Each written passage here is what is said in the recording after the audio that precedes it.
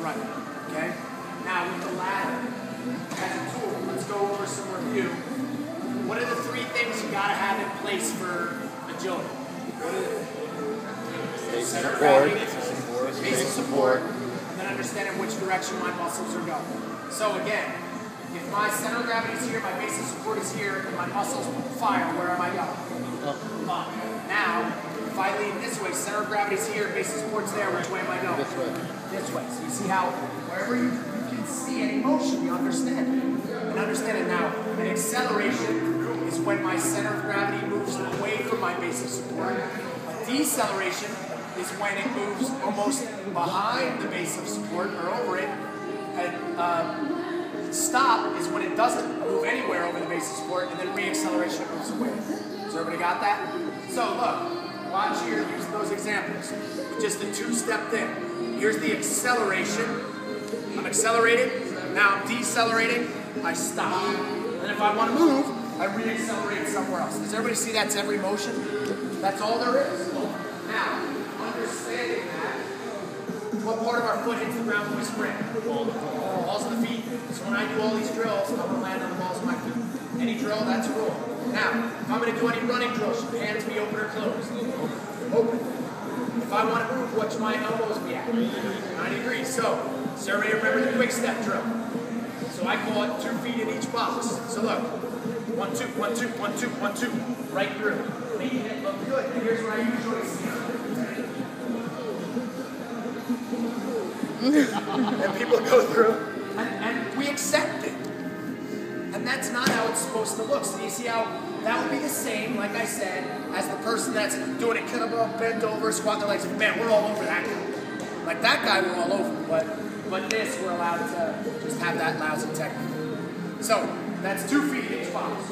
What's the high knee drill? 1 foot in each box. So now, when I do the high knee drill, that foot pulls up under me. Remember, we want to recover. So when I'm here, now I pull, coming through the drill. Again, firing my arms, good position when I do it. What do you usually see? Same thing.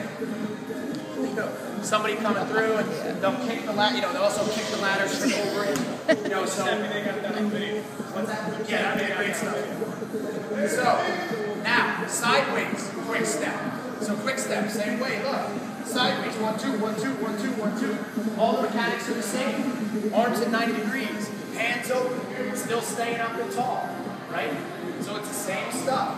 Skipping, if we want to work on a skip, you can skip 2 feet each box if we do it. We can skip 1 foot each box. You can skip sideways. So now, wait a minute. Now, skipping sideways. So coming through on the drill, skipping over on the drill. So any drill you want to put into a ladder, the ladder just becomes the excuse to do the drill, all right? So, those are running motions. Now, next, hopping motions. Very important. Remember this drill? Well now, look, I change my center of gravity over my base of support. I have to go through the ladder. Most people have a lot of trouble with that, right? Sideways. Same thing. Hopping through the ladder. Moving through. Other hopping drills. What muscles are classically weak when you see it show up in agility? What do we say? Feet. Abductors. Abductors next. So look, here's a great hopping drill for the adductor. Trying to make it look good, okay? So again, doing these drills over and over. These are the ones that I work on. So we got, now, how many feet do you have to work off of? 2. That was all 2. What else can you do? Single foot. Single leg, working on single leg hops. Bring the person back, the other leg on the way back, coming through. You can go single leg diagonal. Look, single leg forward and back. Single leg forward and back. You can go single leg coming through. Again, managing my center of gravity over my base of support. So many different variables that we can throw in to make somebody better. So, we've got running drills. We've got hopping drills. Now, pattern drills. Okay? These are the ones everybody loves. These are the classics. So, does everybody know this pattern? This is the icky. So it's 1, 2, 3, 1, 2, 3, 1, 2, 3. So it kind of looks like this. So you come in, 1, 2, 3, 1, 2, 1, 2, 1, 2, 3. It's a pattern. Okay? Another pattern. Outside crossover, 2 out. 1 in, 2 out. 1 in, 2 out. 1 in, 2 out. So it looks like this. 1 in, 2 out. 1 in, 2 out. 1 in, 2 out. 1 in, 2 out. But when you do it, do you see how I'm trying to manage my center of gravity, trying to be fast, trying to make it look good? Most people can't do that with a pattern drill, so should you do the pattern drill? Yeah. So, or really teach it over time first so they get it right. Okay?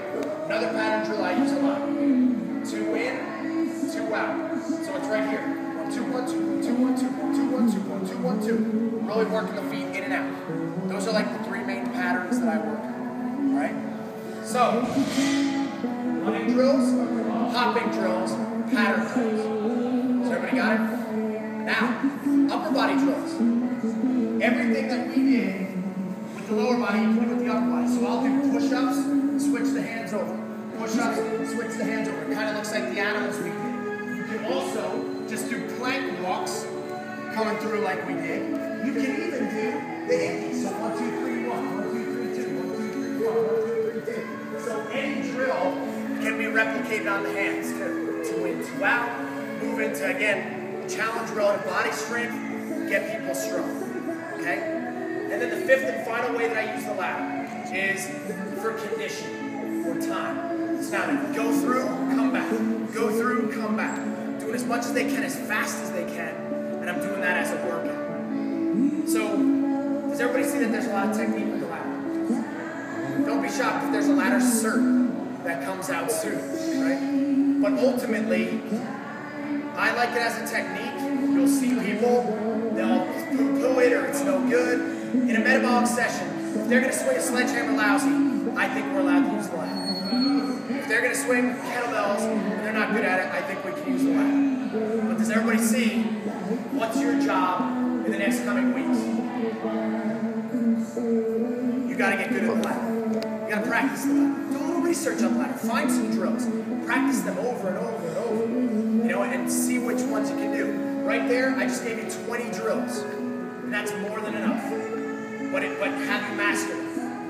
Because if you haven't, you can't teach it. See, if you say to a kid, hey, we're going to do we're going to do 2 steps, like quick steps. Look, remember, get the arms right.